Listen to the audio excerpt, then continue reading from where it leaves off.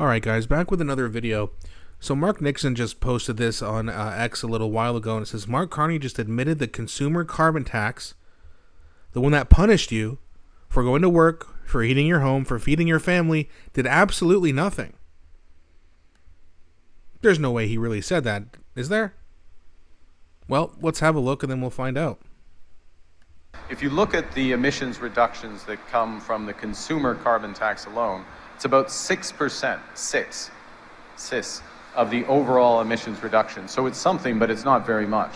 And so the vast majority of emission reduction work is being done by the large emitters, the large polluters. And what we've done there is tightening the carbon market, creating a new system where they are paying for emission reductions of households, so a positive incentive there, reinforcing investment tax credit and other element approaches to drive that clean energy investment. Remember, 80% of final emission reduction comes from final demand for energy, so it matters what happens in the energy system. We're driving that. Last point, we're looking to double the home building, but we're looking to double home building in a way that those new homes are emitting 20% less in the construction of those homes, and that those new homes are much more climate efficient when they're built. So you can say that's not a climate plan because it's a home building plan, it's a plan for affordability. Both of those things are true. It's a plan that's targeted at younger Canadians, but it's a plan that's building an entire Canadian industry that is far more... Yeah, you're targeting young Canadians, all right, you creep. My God, I mean, first of all, he says he wants to build houses in a cleaner way. Well, do you have a bunch of, like, green construction equipment? Because I'm pretty sure when you build houses, you need to use gas for all the machines that you need and oil. So I'm not really sure how he's going to plan to do that. I don't know, maybe Pierre Poilievre will give him another idea to steal, but that's going to be interesting. But it's so funny how he just admitted, oh, it helped by 6%. Which means it did nothing. Which means that the carbon tax that he advised on and said it was too low did nothing. Where does that sound familiar? Remember when they were telling us to lock down, which Carney also advised them to do, when they shut down bank accounts, which Mark Carney also advised them to do? Seems like everything he's advised them to do didn't work. Or just hurt people. Maybe like that's their plan all along. No, we're going to pass it on to the consumer. Okay, and then the consumer is going to pass it on to us because the prices of things are going to go up. Like, are there really people who think, and I shouldn't even ask this because I know there's people who are like, oh, I'm so worried about the climate and the climate this and the climate that. Oh my God, what are we going to do? You're going to worry yourself into homelessness, you idiots. And then you're not going to care about the climate.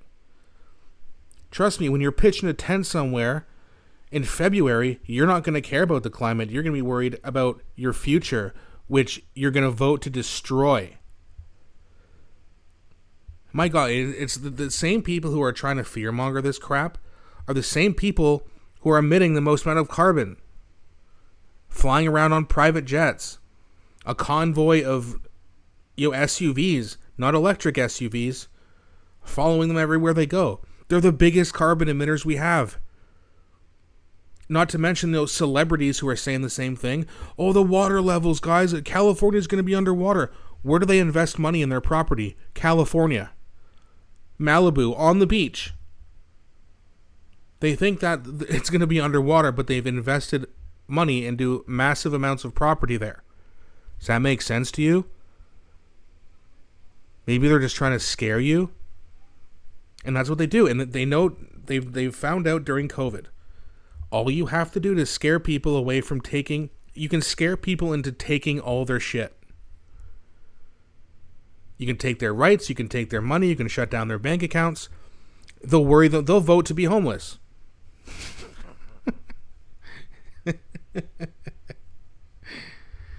Oh my God. And to think this clown might continue to be the next prime minister, we are so screwed. Yeah, and again, I hear the argument we're screwed no matter what. It's like, no, sorry, Pierre Poilievre deserves a chance.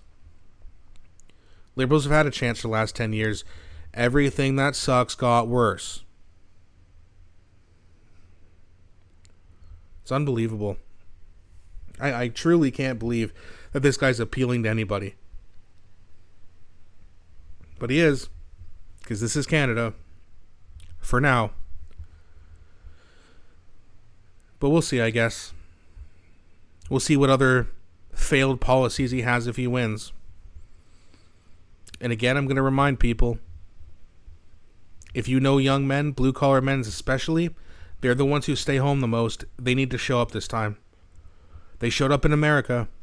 You got to do it here in Canada. If you want to at least have a chance, you got to show up. Also, I do have something here. I posted a poll yesterday for my 18 to 40-year-old followers. I tried to take a screenshot and post it, but for some reason the frame of the picture is too small and it wouldn't load properly, so I'll just show it here. For my 18 to 40-year-old followers, who are you voting for? Please only participate if you are in this age group. And again, no offense to my older followers. I just wanted to get an idea here. And I don't know if some older folks decided to participate, but from what I see here, it's 1,100 people, 96% conservative. If this is any kind of representation, of course we need this to happen on a much larger scale. 1,100 isn't going to make the difference. But if we see like an over 50% turnout rate from young blue-collar men, I would imagine that's about a 20% increase. Maybe even more.